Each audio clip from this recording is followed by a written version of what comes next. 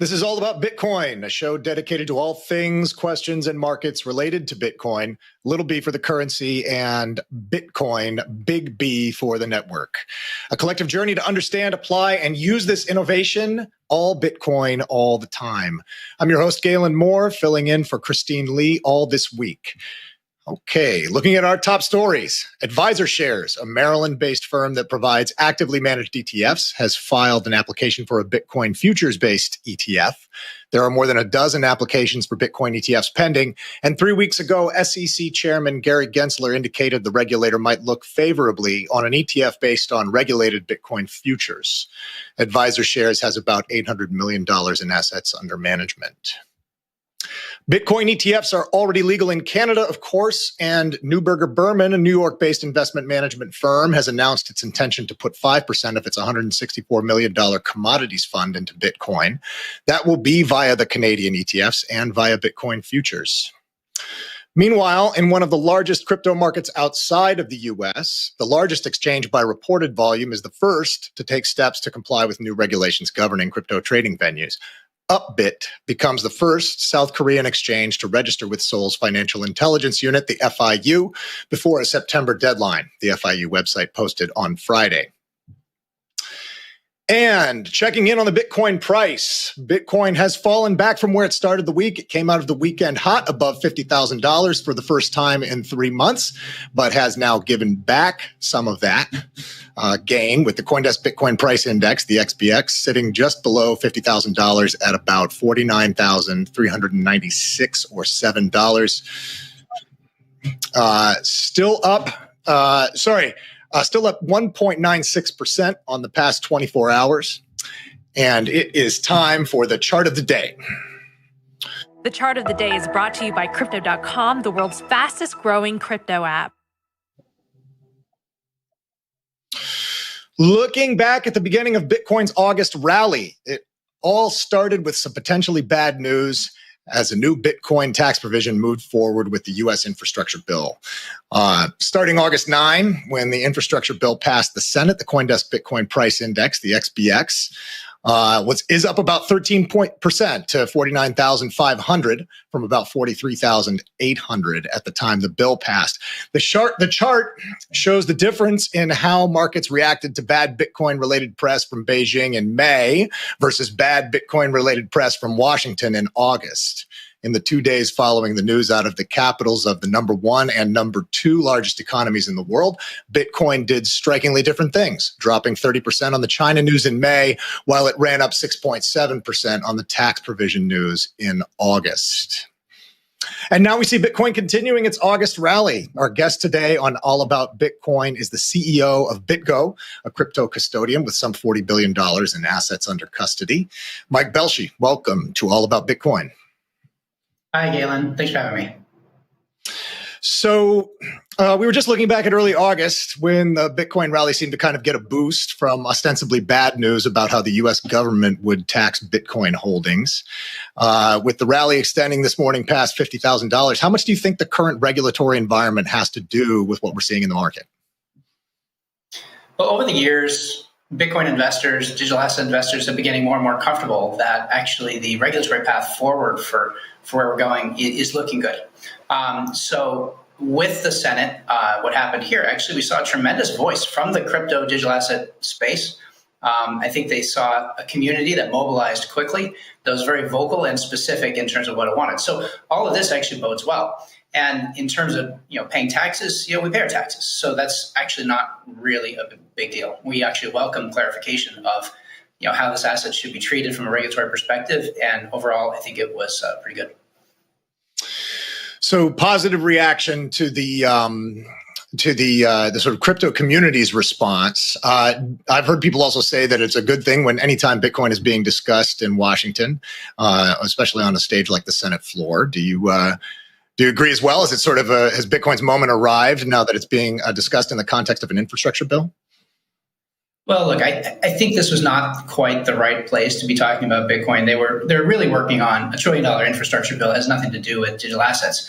But in order to get that passed, they need to come up with some concepts around how you would fund it. So they came up with an idea that maybe we can go more heavily after people that might be evading their taxes in the US. I don't think that's a real thing, but it happened. So here we are. Now the Senate's in the conversation, and they're starting to see that the community is strong and real.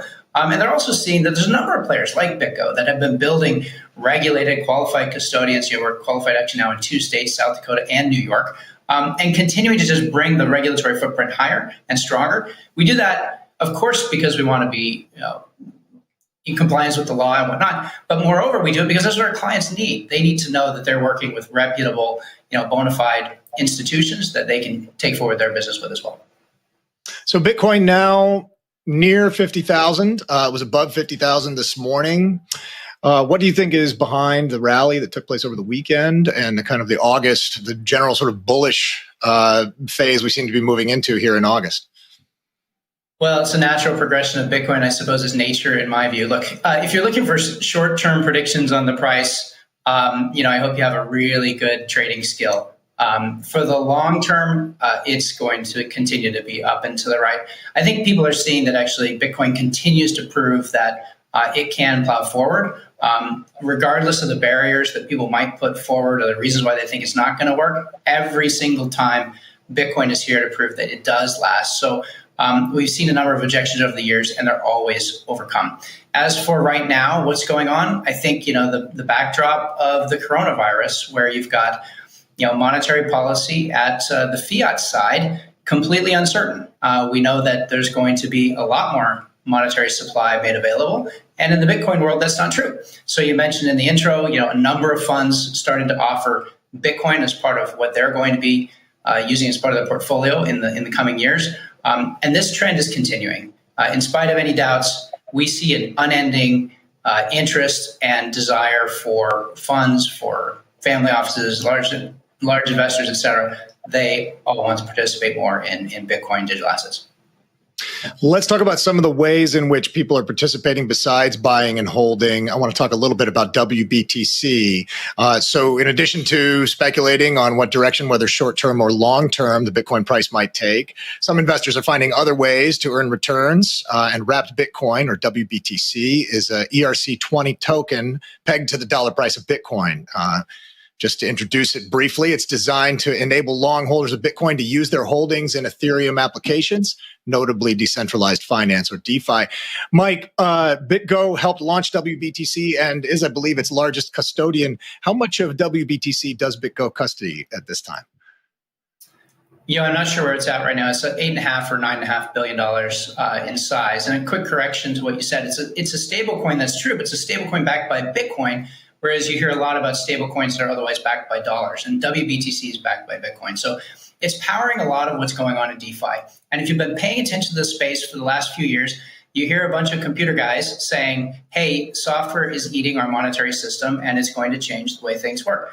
DeFi is exactly that, coming to life. So you've now got automated market makers that have been around for a little while, like Uniswap, SushiSwap, that are providing that service. It's a computer program that you can trade with. Secondarily, you've now got lending and borrowing that's going on, and it's generating returns. They're actually amazingly interesting, especially in today's climate. So if you want to look at multi-percentage point returns, actually DeFi can provide that. Now, it comes with risks too. It's early days. DeFi is just getting started, but it's definitely proving that there's real application in programmable money and programmable digital assets. What indications, if any, do you have as to how investors are using WBTC? I think right now it's mostly the crypto crowd. Frankly, there's more questions about regulatory and how it's going to work with DeFi than there is with like Bitcoin and just holding or basics. So there's more work to be done, but this is a natural progression. So nobody should be scared. This is it's not dinging the industry of DeFi in any way. Actually, DeFi is getting stronger. Some of the things that you've heard of over the last few years, you've heard of hacks, you've heard of, founders running away with the money, things like that. The newer DeFi protocols are figuring out ways to solve these problems. So they're building safety nets. You first started hearing about these 3-4 years ago, but over the coming years, not only are these products going to be available, but they're going to have provable on-chain safety and reserves for should any disaster occur, you'll be able to actually recover. All of these things are coming together. I think we'll have compliance and regulatory sorted out. More work to be done, of course, but it's a really positive track. What plans, if any, to provide interoperability between Bitcoin and other networks besides Ethereum? Well, it's already happening, right? So, wrapped Bitcoin is available on primarily the Ethereum network, but we've now got a number of other layer one networks, they're called, these are blockchains, that are looking to provide better smart contract platforms.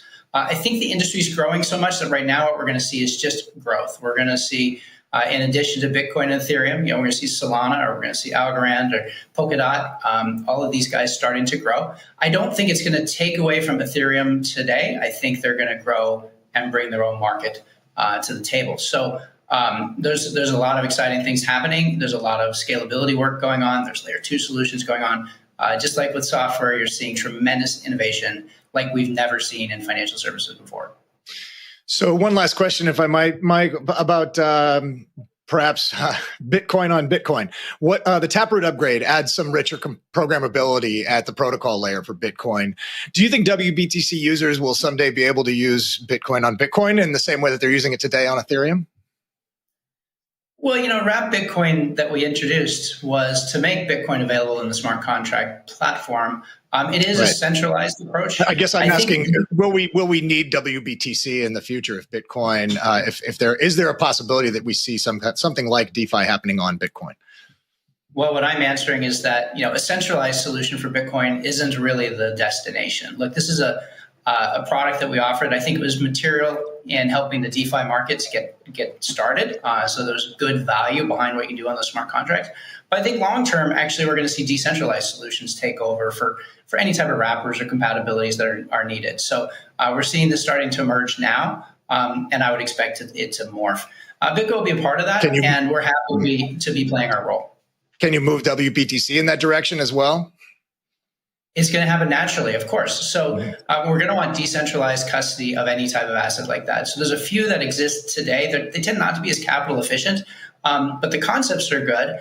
And it's really what end users ultimately want. They want to know that there's no single point of failure. And while BitGo is a very strong and reputable entity, we also want to prove that this can be held in a way that there is no single point of failure. So that will continue, and evolution will occur. Great. Mike Belshe, CEO of BitGo. Mike, thanks for joining us today. All right. Thank you. That's it for All About Bitcoin. I'm Galen Moore. Join us tomorrow morning at 9 a.m. in New York for First Mover, your first look at the day's global crypto news headlines. You're watching CoinDesk TV.